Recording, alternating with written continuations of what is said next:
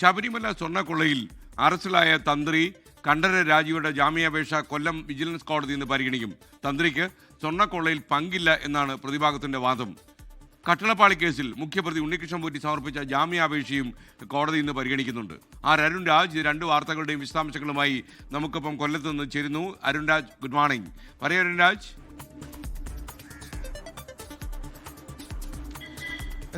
Very good morning.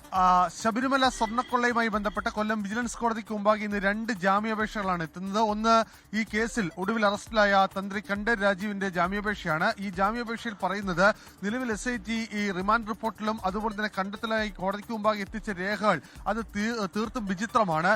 ഈ കേസുമായി ബന്ധപ്പെട്ട് ആചാരലംഘനം എങ്ങനെ നടന്നുവെന്നാണ് ഒരു അന്വേഷണ സംഘം വിലയിരുത്തുന്നത്. ഇക്കാര്യത്തിൽ ആചാരലംഘനം നടന്നിട്ടില്ല.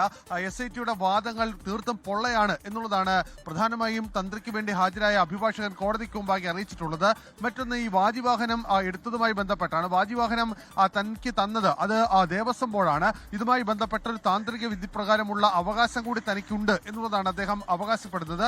അതുകൊണ്ട് ഈ കേസിൽ തനിക്ക് ജാമ്യം നൽകണമെന്നും തന്നെ ഈ കേസിൽ നിന്ന് തുടർ നടപടികൾക്ക് വിധേയമാക്കി തന്നെ മാറ്റി നിർത്തണമെന്നും ആവശ്യമാണ് തന്ത്രി ഈ കോടതിക്ക് മുമ്പാകെ വെച്ചിരിക്കുന്ന കാര്യം. എന്തായാലും കോടതി ഈ കേസിൽ വിശദമായ വാദം കേൾക്കും. SIT ഇന്ന് ഇതുമായി ബന്ധപ്പെട്ട തന്ത്രിക്കെതിരെ കൂടുതൽ റിപ്പോർട്ടുകൾ കോടതിക്ക് മുമ്പാകെ എത്തിക്കാനുള്ള സാധ്യത കൂടി നമ്മൾ കാണുന്നുണ്ട്.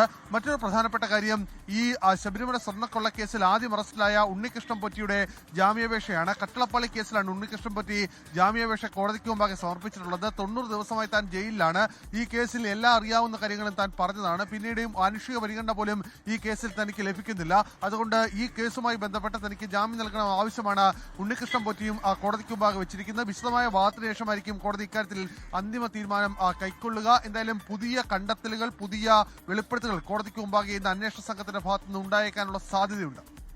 ലോകത്തെവിടെയായാലും ഏത് സമയത്തും 24 വാർത്തകളും ഓഗ്മെന്റഡ് റിയാലിറ്റി പാക്കേജുകളും എക്സ്പ്ലെയിനറുകളും വിശദമായി കാണാൻ ഞങ്ങളുടെ യൂട്യൂബ് ചാനൽ നിങ്ങൾക്ക് സബ്സ്ക്രൈബ് ചെയ്യാം.